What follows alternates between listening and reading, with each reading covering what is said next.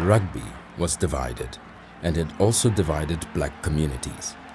But love for the game continued and flourished despite which side of the divide you played. It produced a fair share of legends in small towns across the country. John Stubbs and Auntie Latagan live in the mission village of Mamre. In their heyday, they played for the Proteas in interracial tests as well as against international teams. Ek het in die Luiperds gespeel. Waar die wedstryde plaasgevind?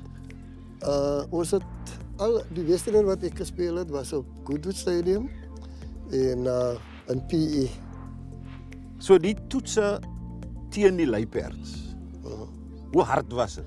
Ja, Hoe belangrik was hy toetse vir spelersontwikkeling?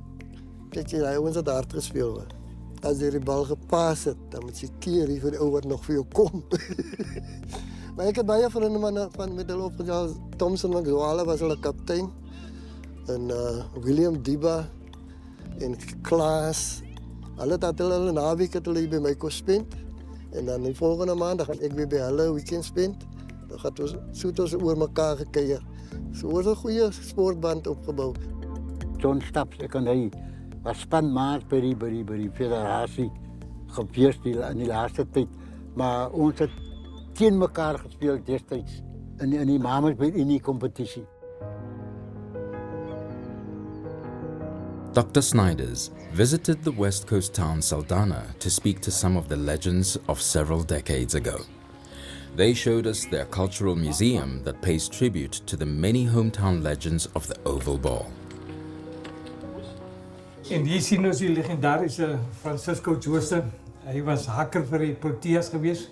Hier sien ons ook sy springbokkallers nadat die eenwording van die rugby plaasgevind het. Die span van die Proteas waar Green Vigo gespeel het in 1972. En ja, dis die rugbyhoekie. This is also the hometown of the legendary Green Vigo. Vigo played for the South African Proteas, but was later signed by an English League club, Wigan, where he had a successful career. His brother says he was always very tough and first played lock for the local club, Tigers. Hy het teruggestaan van die mand. Hy het ingekom as 'n slot. Van die slot af het hy nummer 8 gespeeld by die first team. Een center het seer gekry. Hy moet uitskuif center toe. Van daai dag af toe hy nie weer terug vorentoe gegaan nie. Toe speel hy aanhoudend center. En toe sien hulle sy karakter wat hy het op 'n center.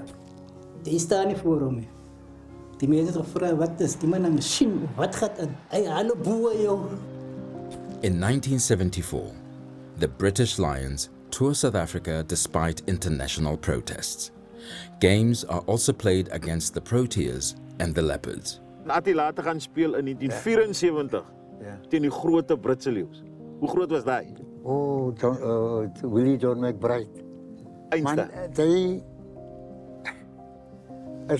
as jy so terugkyk in jou rugby loopbaan man, en die blaai jou boeke op en almal die vir jou is dit self vir my, ek het eendag gesit alleen in die huis toe sê ek vir myself, dan kan dit wees. Dit was so. Verstaan? En jy weet nie vir hom dankie te sê nie man. And then, in June 1976, Soweto is burning. The protests coincide with the tour of the New Zealand All Blacks to South Africa. The tour was condemned worldwide and led to some countries boycotting the Olympics. As a compromise, 5 Maoris are allowed to play in the team. On 7 July, a team of the South African rugby body, the Proteas, play against the All Blacks. Some of the team members remember the game. Ja, dat is iets wat je moet nooit weer gaan krijgen. En kijk, daar is die rugbyland. Na Zuid-Afrika is hij de grootste rugbyland. Ja, ik kan niet hij beschrijven. Kijk, ik weet niet, toen is de game klaar. So die intensiteit, die spoed van die game, maar ook die wete dat jy speel teen een van die grootes in die wêreld. maak dit amper asof Ek wil langer speel, ek wil hierdie game klaar raak. Joh. Hulle het nie 'n kans gekry om te beweeg wat hulle wil beweeg nie. Of kom vat soos hy wil gevat het nie. Nee, ons, kyk, ek dink dat hy was een van die beste 72 in die game vir my was hy twee die hoogtepunte. Die hoogtepunte in my rugby loopbaan, ja.